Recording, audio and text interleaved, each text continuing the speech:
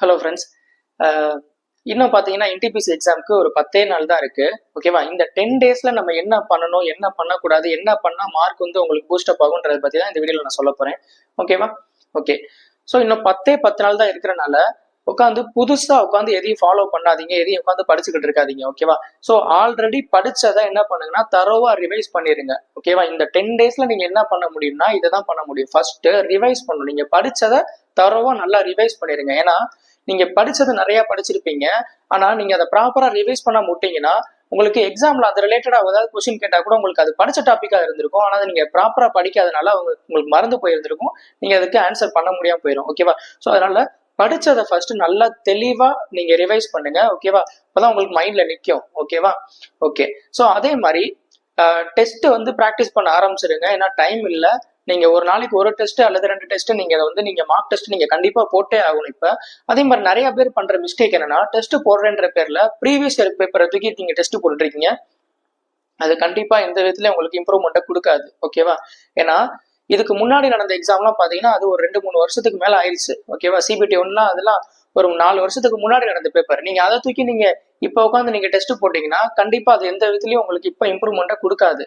ஓகேவா? ஏன்னா 4 வருஷத்துக்கு முன்னாடி உள்ள காம்படிஷன் வேற, இப்போ உள்ள காம்படிஷன் வேற, அப்போ உள்ள வேகன்சி இப்போ உள்ள வேகன்சி என்டையர்லி டிஃபரெண்ட். நீங்க பின்னாடி போவே கூடாது எப்பயுமே.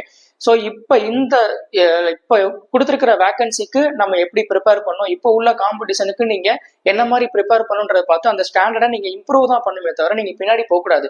ஸோ ப்ரீவியஸ் இயர் பேப்பரை தயவு செஞ்சு நீங்க ப்ராக்டிஸ் பண்றதோ அல்லது நீங்க வந்து அதுல மார்க் டெஸ்ட் போடுறதோ நீங்க அதை வச்சுக்காதீங்க. அது எந்த விதத்துலயும் கை கொடுக்காது. ஓகேவா?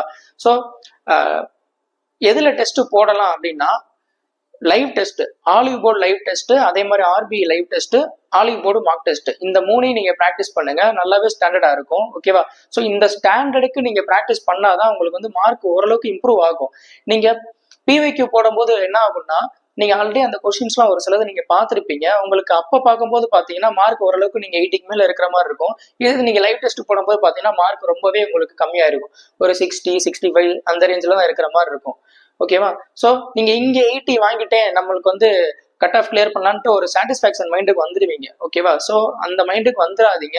எப்பயுமே டெஸ்ட் போடுறப்ப ஒரு ஸ்டாண்டர்டான டெஸ்ட்டா நீங்க போட்டு ப்ராக்டிஸ் பண்ணாதான் அது வந்து உங்களுக்கு யூஸ்ஃபுல்லா இருக்கும். ஏன்னா கொஸ்டின் வந்து ஈஸியா கேட்பான்லாம் சொல்ல முடியாது. காம்படிஷன் ரொம்பவே அதிகம், அதே மாதிரி வேகன்சி ரொம்ப கம்மி. அப்படின்னு இருக்கும் போது பாத்தீங்கன்னா அவன் நிறைய பேர் எலிமினேட் பண்ணா கண்டிப்பா கொஸ்டின் ஓரளவுக்கு ஸ்டாண்டர்டா தான் கேட்பாங்க. ஓகேவா? அப்ப ஸ்டாண்டர்டா கேட்டாதான் அத்தனை பேரையும் என்ன பண்ணுவானா கட் ஆஃப் ஏத்தி வச்சு எலிமினேட் பண்ண முடியும். ஸோ அப்ப நீங்க அந்த ஸ்டாண்டர்டுக்கு நீங்க கண்டிப்பா இம்ப்ரூவ் ஆகியே ஆகணும். ஓகேவா? ஸோ அதனால olive board mark test, olive board live test, RBI live test, இந்த 3ஐயும் ப்ராக்டிஸ் பண்ணுங்க. ஓகேவா? ஸோ அதை ப்ராக்டிஸ் பண்ணிட்டு அதுல நீங்க என்ன பண்ணுங்கன்னா டெஸ்ட் போட்டு ரிவ்யூ பாருங்க. ரிவ்யூ பார்த்துட்டு நீங்க அதுல என்னென்ன டாபிக்லாம் கேட்டிருக்காங்க, ஸோ அதெல்லாம் நம்மளுக்கு படிச்சிருக்கோமா இல்லையான்னு பார்த்துட்டு அதை ரிவைஸ் பண்ண பாருங்க. ஆல்ரெடி படிச்ச டாபிக் இருந்துச்சுன்னா அதை கொஞ்சம் நல்லா ரிவைஸ் பண்ணுங்க. ஓகேவா? ஸோ அதுக்கப்புறம் பாத்தீங்கன்னா கரண்ட் அஃபேர்ஸ் நிறைய பேர் படிச்சிருப்பீங்க. 1 டே கரண்ட் அஃபேர்ஸ், அதாவது டெய்லி கரண்ட் அஃபேர்ஸ், அதே மாதிரி monthly current affairs, yearly magazine இப்படின்ட்டு நீங்க நிறைய பேர் படிச்சிருப்பீங்க. இப்போ வந்து டைம் ரொம்ப கம்மியா இருக்கனால நீங்க என்ன பண்ணிருக்கீங்கன்னா அதை ஸ்கிப் பண்ணிட்டு போயிருவீங்க. நிறைய பேர் பாத்தீங்கன்னா கரண்ட் அஃபேர்ஸ் படிக்காம விட்டு போயிருவாங்க. அதை பார்த்துக்கலாம், கரண்ட் அஃபேர்ஸ் விட்டுலான்ட்டு. கரண்ட் அஃபேர்ஸை நீங்க ஸ்கிப் பண்ணிட்டீங்கன்னா மினிமம் 10 கொஸ்டின் உங்களுக்கு போயிடும். ஓகேவா? 10 கொஸ்டின் அவுட். ஏன்னா கரண்ட் அஃபேர்ஸ்க்கு இப்ப வரக்கூடிய எக்ஸாம்லாம் பாத்தீங்கன்னாலே நீங்க உங்களுக்கு தெரிஞ்சிருக்கும், கரண்ட் அஃபேர்ஸ்க்கு இம்பார்ட்டன்ஸ் கொடுக்குறாங்க. ஸோ மினிமம் ஒரு 10 கொஸ்டின்னாலும் கேட்டுருவாங்க. அப்ப நீங்க கரண்ட் அஃபேர்ஸ் நீங்க படிக்காம ஸ்கிப் பண்ணிட்டு போனீங்க அப்படின்னா உங்களுக்கு அந்த 10 கொஸ்டின் அவுட். ஜெனரல் ஸ்டடீஸ்ல பாத்தீங்கன்னா 40க்கு நீங்க 30க்கு தான் நீங்க அட்டன் பண்ற மாதிரி ஆயிரும். ஓகேவா? அங்கேயே உங்களுக்கு 10 போயிருச்சு, நீங்க 90க்கு தான் நீங்க அட்டன் பண்ற மாதிரி ஆயிரும். நீங்க கண்டிப்பா 80+ நீங்க எடுத்தாதான் கட் ஆஃப் கிளியர் பண்ண முடியும். அப்ப நீங்க 90க்கு தான் அட்டன் பண்றீங்கன்னா இன்னும் ஒரு 10 கொஸ்டின் நீங்க விட்டாலே முடிஞ்சு போச்சு, 80 கீழே போயிடும். அதனால கரண்ட் அஃபேர்ஸை ஸ்கிப் பண்ணிடாதீங்க. எதையுமே சொல்றேன், நீங்களாம் ஸ்கிப் பண்ணாதீங்க. ஓகேவா? இதுலயும் முக்கியமான டாபிக் இருந்துச்சுன்னா நீங்க அந்த முக்கியமான டாபிக் மட்டும் படிச்சுட்டு போங்க. ஓகேவா? அவார்ட்ஸ், அப்பாயின்மெண்ட், ஸ்போர்ட்ஸ், அதுக்கப்புறம் பாத்தீங்கன்னா கமிட்டி, சம்மிட், கான்ஃபரன்ஸ், அதுக்கப்புறம் index and report, ranking, economic survey report, budget, military exercise, இதெல்லாம் பாத்தீங்கன்னா கொஞ்சம் இம்பார்ட்டன்ட் டாபிக். அப்புறம் இன்டர்நேஷனல் நியூஸ் அண்ட் நேஷனல் நியூஸ்லேயே கொஞ்சம் இம்பார்ட்டன்ட். ஓகேவா? ஸோ இதெல்லாம் ஃபர்ஸ்ட் நீங்க கொஞ்சம் நல்லா பார்த்துட்டு போங்க. ஓகேவா? பார்த்துட்டு அதுக்கப்புறம் நீங்க எதெல்லாம் நீங்க படிச்சிருக்கீங்களோ அதெல்லாம் கொஞ்சம் நல்லா ரிவைஸ் பண்ணிட்டு போங்க. ஓகேவா? இப்போ நான் சொன்ன டாபிக்ஸ்லாம் தான் கொஞ்சம் கரண்ட் அஃபேர்ஸ்ல ரொம்ப முக்கியமான டாபிக். ஓகேவா? ஸோ இதை ஃபர்ஸ்ட் பார்த்துட்டு மற்றதெல்லாம் நீங்க அடுத்து பாருங்க. ஓகேவா, ஸ்கிப் பண்ணிட்டு போயிடாதீங்க. அதே மாதிரி தான் ஸ்டாட்டிக் ஜிக்கவும். ஓகேவா, ஸ்டாட்டிக் ஜிக்கே ஆல்ரெடி நீங்க படிச்சிருப்பீங்க, அதெல்லாம் கொஞ்சம் நல்லா பார்த்துட்டு போங்க.